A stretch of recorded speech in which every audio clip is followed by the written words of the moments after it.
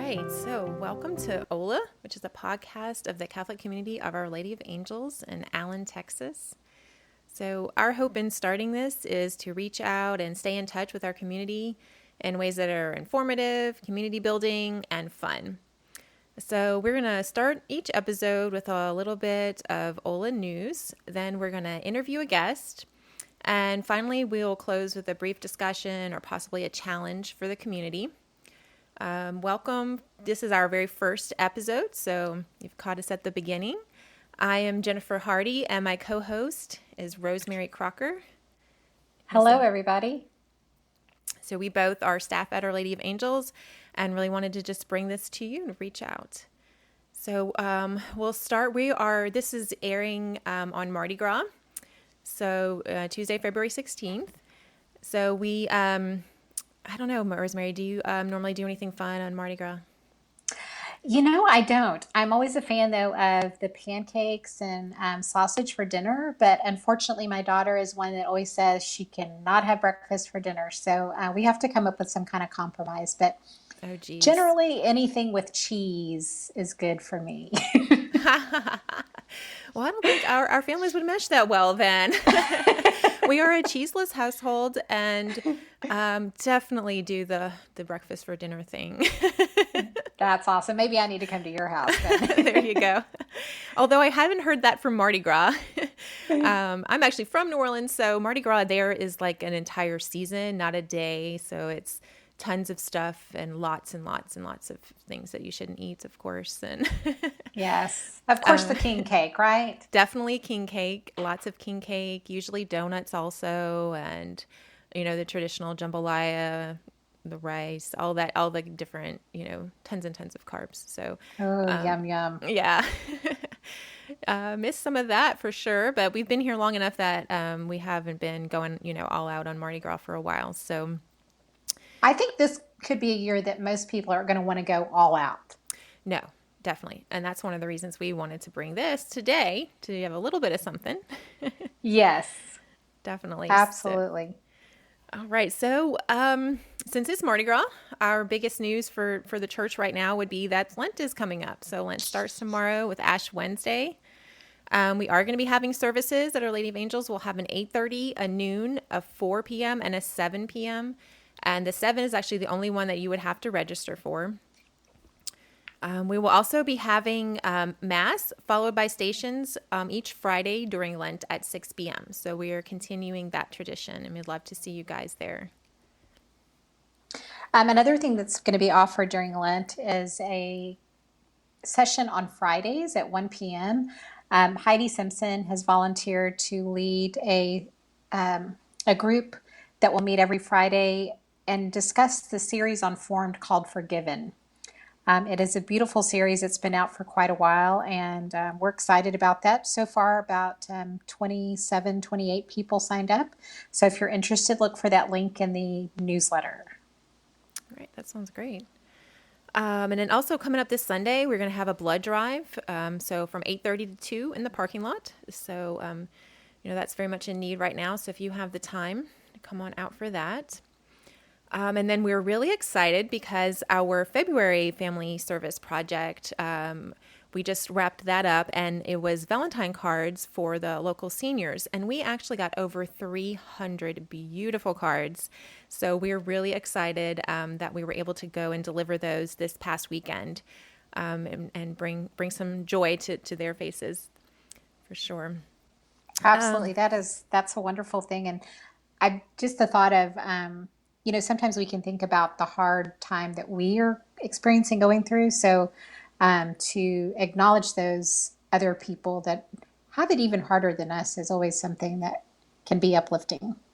Yes. So way to go, hOLA families. Yes, for everyone involved, for sure. I think our last piece of news would be the Catholic Social Teaching Ministry is starting a 9-week community building program at the end of the month, so on the 28th. We'll be delving into the scriptural underpinnings and giving some practical tools needed to advocate for our shared principles as Catholics. There's still a few spots available, so I would encourage you to register. This is going to be a very powerful program, and we're really looking forward to getting to know each other better and having these discussions on these topics and building community around that. All right. Well, with that done, we are super excited to bring you our very first guest. Rosemary, who are we having on today? Well, starting this out and looking for guests, who else would we want to start with but our own Father Bell? So we have some different questions that we're going to be asking him. Some are a little more fun, some are a little more serious, and hopefully you guys can learn something new about Father Bell.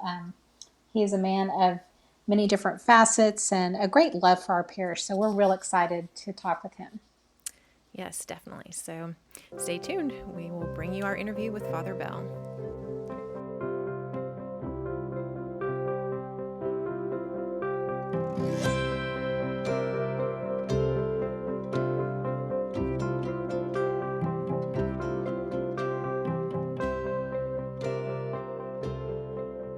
All right, well, welcome Father Bell to hOLA, the podcast.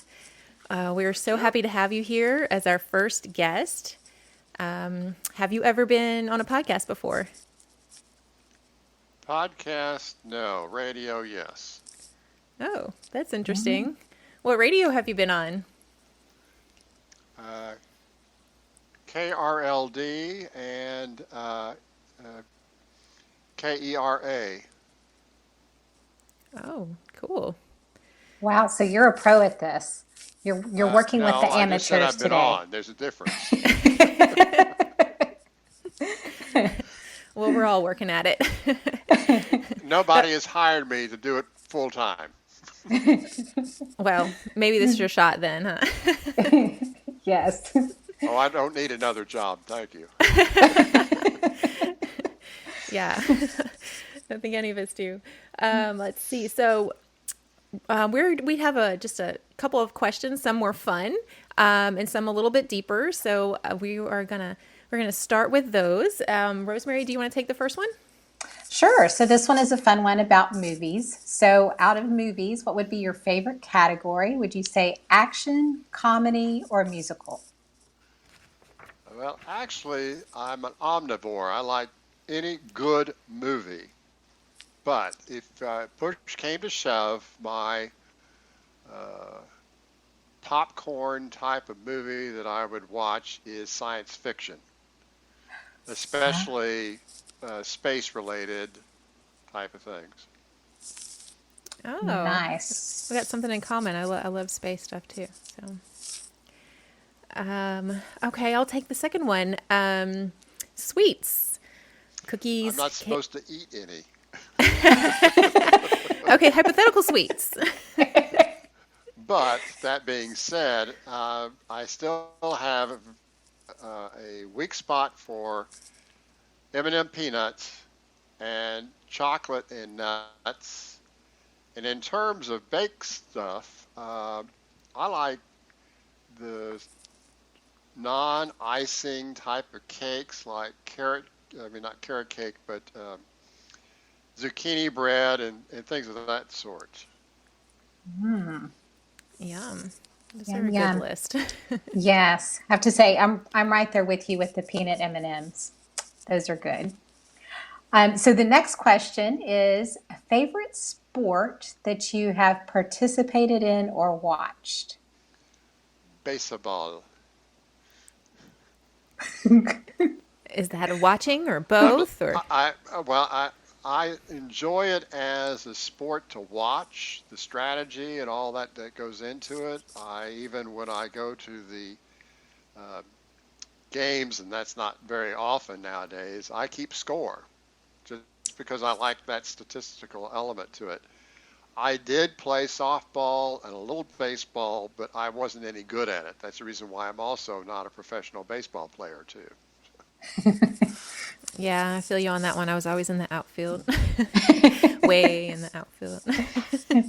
So with baseball, did you have a favorite team? I grew up listening to the Chicago White Sox until the Rangers showed up, and then it's been Rangers ever since. Yes. Good deal. Good deal.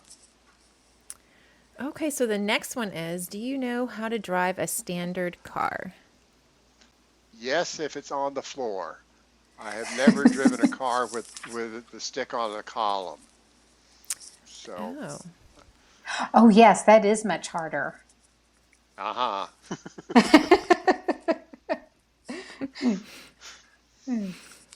All right, the next question. These go into a little more detailed of ones. Were you surprised when you felt God calling you to the priesthood? I'm going to answer no, not because of an ego trip, but because I started thinking about becoming a priest back when I was in first grade. And there wasn't any surprise to it in the sense of it just came to me and I was interested in it. And it wouldn't be until later that the surprise came that why I lasted as long as I did in seminary, given some of the uh, propensities of not finding studies the most prominent thing in my life, and also just the fact that I went into the minor seminary right out of eighth grade.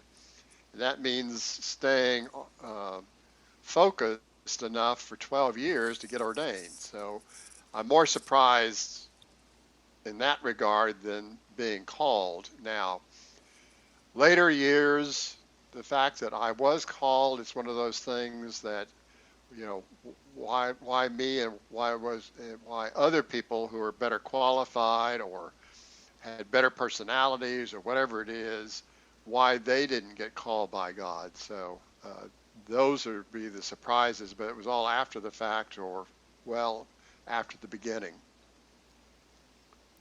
Well, I'm not surprised by that part, but I am surprised by the academic part. I always thought of you as very studious.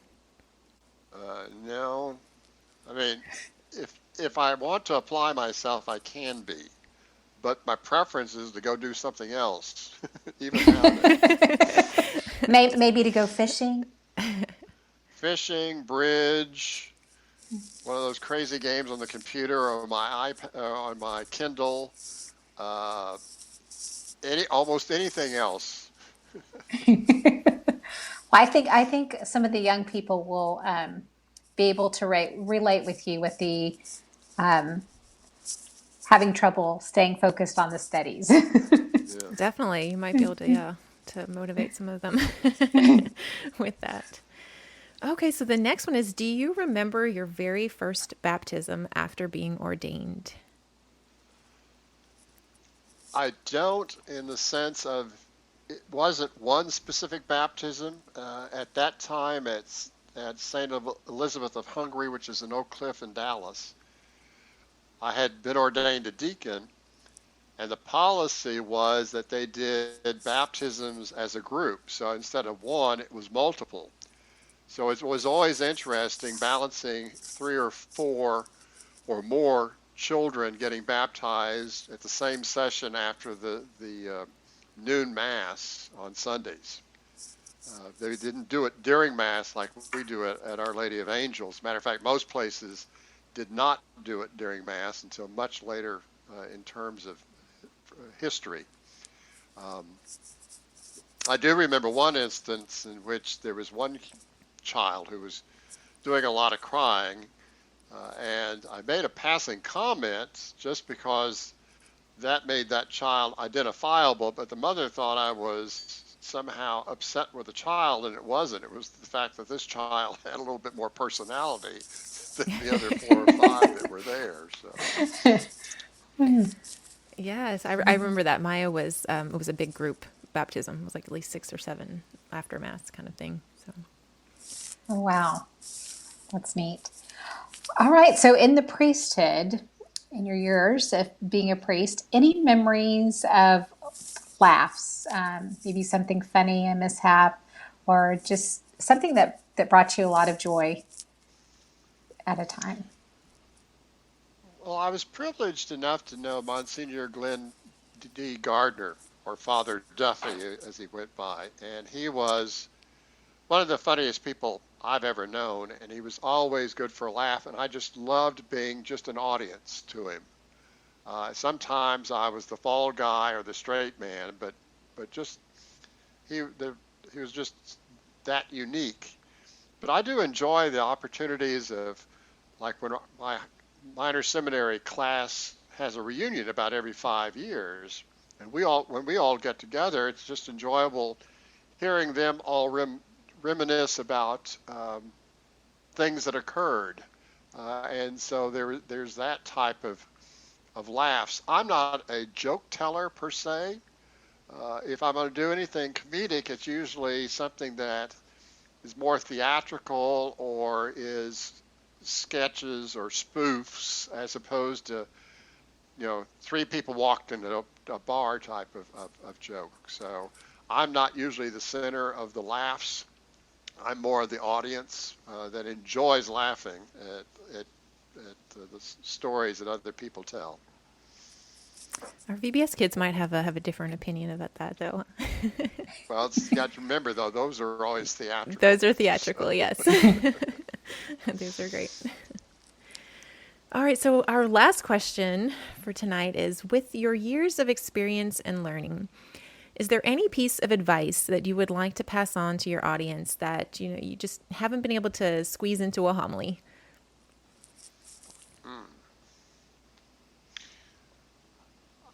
I guess the best that we can always do is just allude to one's own personal challenges that we experienced when we were their age. I think a lot of times, and just reflecting on myself, I never thought of my parents when they were my age. It just never crossed my mind.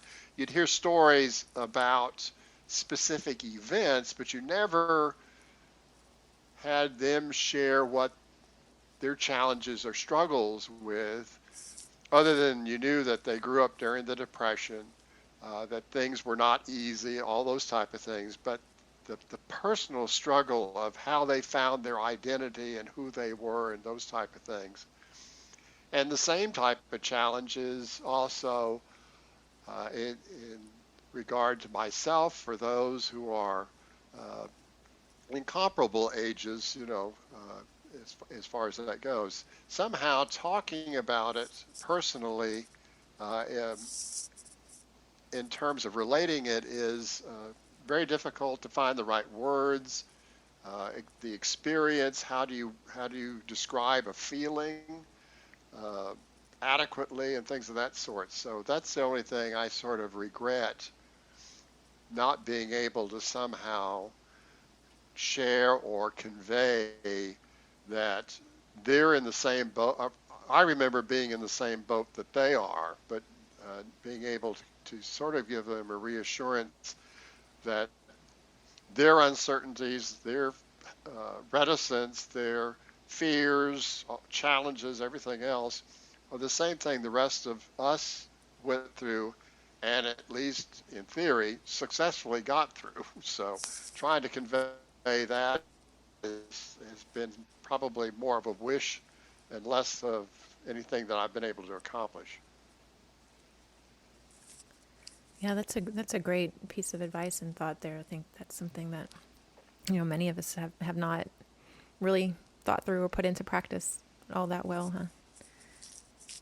What do you Yes, think? and you said that very, very beautifully, Father. And I think just by expressing that shows that your heart is always with the people that you serve and shepherd. So thank you for sharing that with us.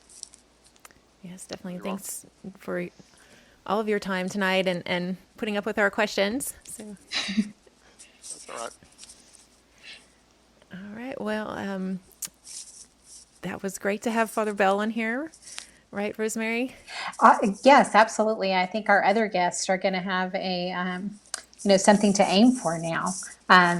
It was great to hear just some of the fun answers to questions, and hopefully we all learned a little bit more about Father Bell that we didn't know. Yeah, I And definitely did myself. So I'm sure that everybody else will get a lot out of this. Just being able to see this side of Father Bell. So yes, great interview. I think I give it a 10. definitely.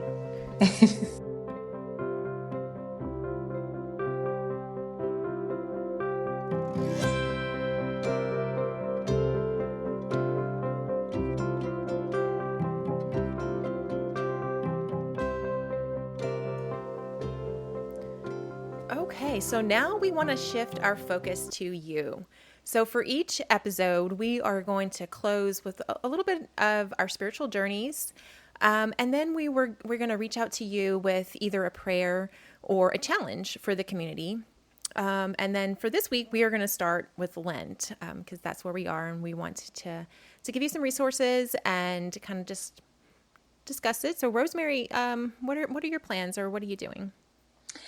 Well, I've had a hard time coming up with one specific thing. And luckily, on our flock note system, we are going to be offering some emails that can go out each day, or I believe 25 days of Lent. And these are going to have different challenges. And so, looking at those, I'm going to go with those challenges for the first 25 days. And for example, I think on this Friday, the challenge will be to only have water during the day. So I am a girl that loves to have Crystal Light with my water. So to give up that Crystal Light or give up that big red soda that I kind of crave every once in a while, that'll be a challenge for me. But I really like these because each day is going to be different. So I think right now for myself, when things become too routine, I kind of can lose some interest. So I think this will be good for me. So any of you that want to sign up for those, it's been in the newsletter, and they are Lenten email challenges for 2021. So feel free to sign up for that and join me on the first 25 days of Lent. So, Rosemary, quick question: how does the giving up crystal light, for example, how does that bring you closer to God this in Lent, or how do you envision that will? Well, that giving up for me is actually kind of gives me more insight into what Jesus was giving up for us. It can be that little bit of crystal light that I give up, but he gave up so much. And just that little bit of suffering for me reminds Yeah, me maybe just that, that little bit of chance for you to think on that, right? yes, absolutely. And, in giving up, we also think of, it kind of causes me to think of, okay, I need to give up more time to be with Jesus. I need to go to him in adoration or go seek God's mercy in the sacrament of reconciliation. So it can just add to a lot of different thoughts. Yeah, great. And what are you going to be doing, Jennifer? Well, I don't also have a very clear plan. I have, some things I'm currently working on in my spiritual journey. I've been working with my spiritual director on personal prayer. So I'm going to continue to follow her lead on that, see where that goes. So it's not that definitive. I'm also reading Hunger for Hope by Sister Simone Campbell. And she really delves into contemplative prayer and meditation. So I've been trying that, but that's been a bit of a struggle. I've done, contemplating on readings or different things, but just that pure sitting still, clearing your mind meditation is a challenge for me. So, probably For trying me to, as well. yes. So, I'll probably try to continue to working on that.